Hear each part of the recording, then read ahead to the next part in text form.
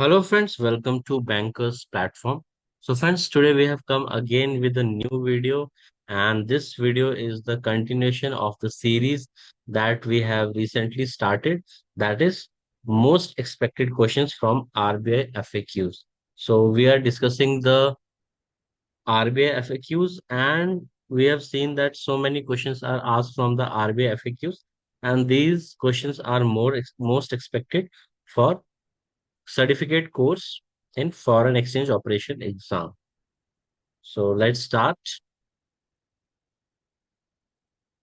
So this is the FAQs which we are doing. Already we have covered 1 to 20. Question number 1 to 20 already we have covered. So if you have not watched the video, so you can go to our channel and there you can watch the previous two parts of this video. This is the third part of the video, and here we will be discussing next question from 21st. That will be starting.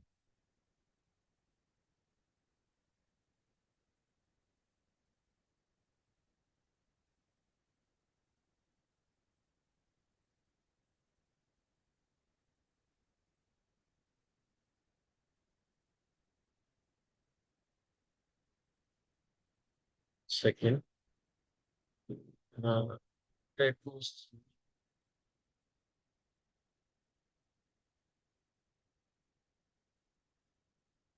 so up to here, question number 20 we have done. Up to here we have already done, and now we will be doing from question number 21. So question number 21 is, will the expenses incurred by an LLP to sponsor the education expense of its partners who are pursuing higher studies for the benefit of the LLP will be outside the LRS limit of such individuals or partners? So LLP is a body and has a legal entity separate from its partner. So therefore, if the LLP incurs or sponsor the education expense of its partner who are pursuing higher study for the benefit of LLP, then the same shall be outside the LRS limit of the individual and would instead be deemed as a residual current account transaction undertaken by the LLP without any limit. So in this, they're telling that if an LLP is sponsoring the education, okay, so LLP is sponsoring the education. So LLP is a company, a type of company. So LLP does not fall under LRS. LRS is only for individuals. Okay, so if LLP is making the payment, so that will not make impact on the partner's limit of LRS. Okay, so very easy thing they are asking. Okay, so here you have to remember that whenever any private limited company or any partnership company, any public limited company, they are sponsoring the higher studies for the employees, or here they are studying for the partner. So in that case, that company will pay the amount, and companies are not eligible for LRS. And this value will not impact the LRS limit of the partner or individual. Okay. So that will be considered as a separate part. Okay. So as per this, whatever the expense incurred by LLP to sponsor, that will be in the limit only, but that will not impact the limit, LRS limit of the partners. Okay. So next is clarification of remittance by sole proprietor under LRS. So in a sole proprietorship business, there is no legal distinction between individual owner and owner of the business. So he can remit up to USD permissible. What is permissible? 2.5 lakh USD. If his sole proprietorship firm intend to remit the money under LRS by debiting its current account, that the eligibility of the proprietor in his individual capacity has to be reckoned. Okay. Hence, individual in his own capacity remit 2,50,000 in financial year, and he cannot remit another 2,50,000 because in this proprietorship companies, proprietor and the owner individual, they both are considered same. Okay, they are same. They are not different entity. And again, that LRS limit is for individual. This you remember in your mind that individual only can use the LRS limit. So he will be using the LRS limit as as an individual capacity. So proprietor firm will not have any individual separate LRS capacity or limit. Okay, so that only it is clarified here. So these type of questions are asked like you will be getting the case study in that they may say that a person has to send the money 5 lakh USD. Okay, 5 lakh USD amount he has to send. So what he is doing, he is sending from 2.5 lakh under his capacity as a individual, and he is sending 2.5 lakh from his company's account, that is proprietorship firm account. So whether this transaction is correct, whether this transaction is allowed, whether it is correct or not correct. So these type of questions will come in case study. So if you are understanding these points, so it will help you in clearing your uh, case study based questions. Okay. Whether prior approval is required to open, maintain, and hold foreign currency account with a bank outside India for making remittance under LRS. So answer is no. So if anybody wants to open foreign currency account, he wants to open foreign currency account abroad. So there is no need of RBI approval. They can open at their own, but they have to comply all the FEMA guidelines. If they are violating the FEMA guideline, they will be penalized. So prior approval is not required. Next is what are the facility under Schedule 3 of FEM CAT Amendment Rule 2015 available for persons other than individual. So other than individual means what? Other than individual means companies. Okay. And other than individual means companies will be there. So what transactions they can do under this schedule? So following are available to the person other than individual. First, donation up to 1% of their foreign exchange earning during previous 3 financial year, or 50 lakh USD, whichever is less. Creation of chairs in reputed education institute, contribution to funds promoted by education institute, contribution contribution to technical institution or body or association in the field of activity of donor company. So for these activities, they can do the donation. And how much they can do? They can do 1%.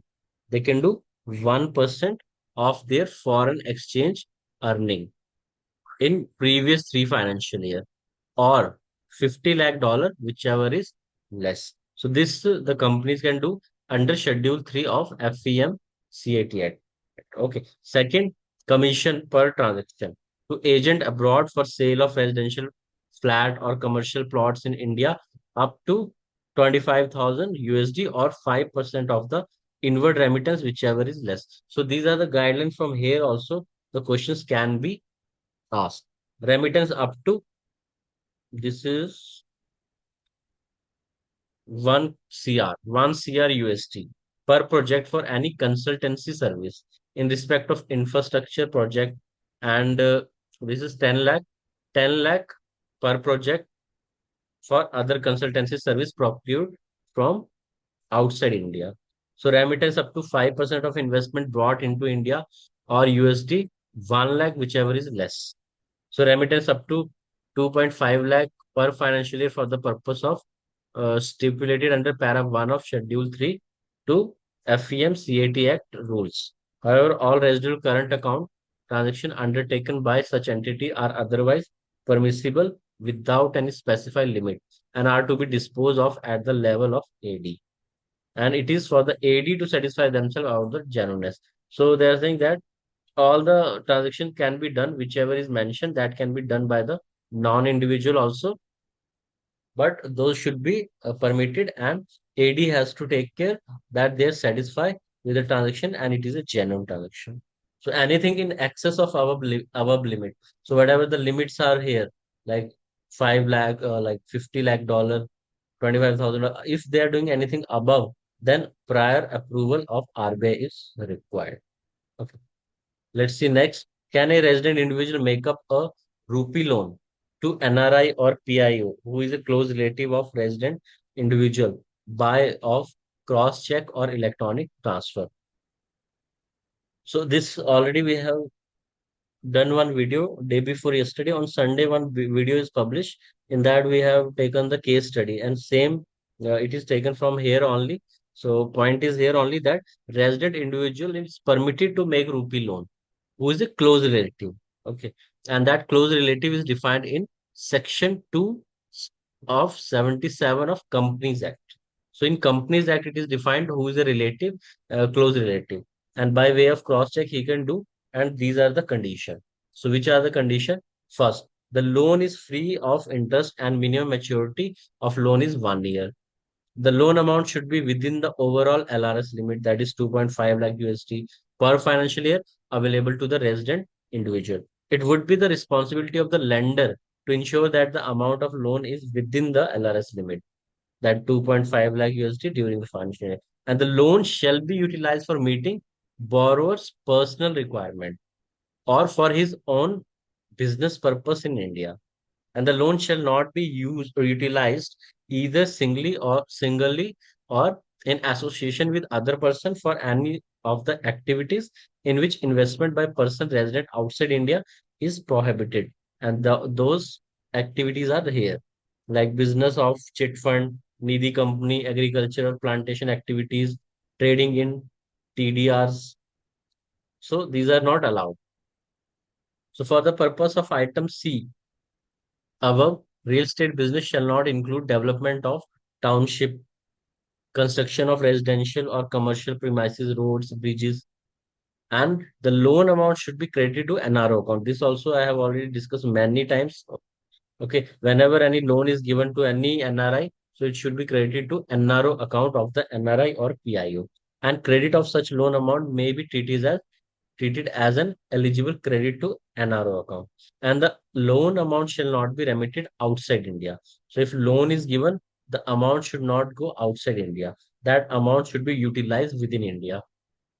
And after that, repayment of loan shall be made by way of inward remittance through normal banking channel or by debit of an NRO or NRE or FCNR account, or out of the sale proceed of the share or securities or immovable property against which such loans was granted. So these are the guidelines, very important. If you remember these guidelines, I assure you that you will be getting 1 to 2 marks in the exam definitely. So you have to remember these guidelines to answer the questions. So question number 26. Can a resident individual make a rupee gift to a NRI or PIO who is a close relative of resident individual by cross-check electronic transfer? And the answer is yes. A resident individual can make a rupee gift to NRI PIO who is close relative of the resident individual. And in this relative, again, it is defined in the Companies Act, Section 277, and by way of cross-check and all, and the amount should be credited to the NRO account. If he is giving any gift, it should be credited in the NRO account of NRI or PIO. And credit of such amount may be treated as an eligible credit to NRO account. And the gift amount will be within the limit of 2.5 lakh USD per financial year as permitted by LRS. And it would be the responsibility of the resident donor to ensure that the gift amount being remitted is under the LRS, and all remittance made by donor during the financial year, including the gift amount, have not exceed the prescribed limit of LRS. So everything, whatever you are doing, you have to do within the 2.5 lakh USD in a financial year. So this limit should not be breached. Once this limit is breached, then what will happen? The RBI will put the penalties on the person. So till now we have discussed 26 questions. Next, we have other questions related to authorized dealers and all. So till now, whatever we have discussed, these are individual point of view. Okay, all are individual point of view. So now we will be discussing from here. These are so many down it has come. From AD point of view, questions will start now.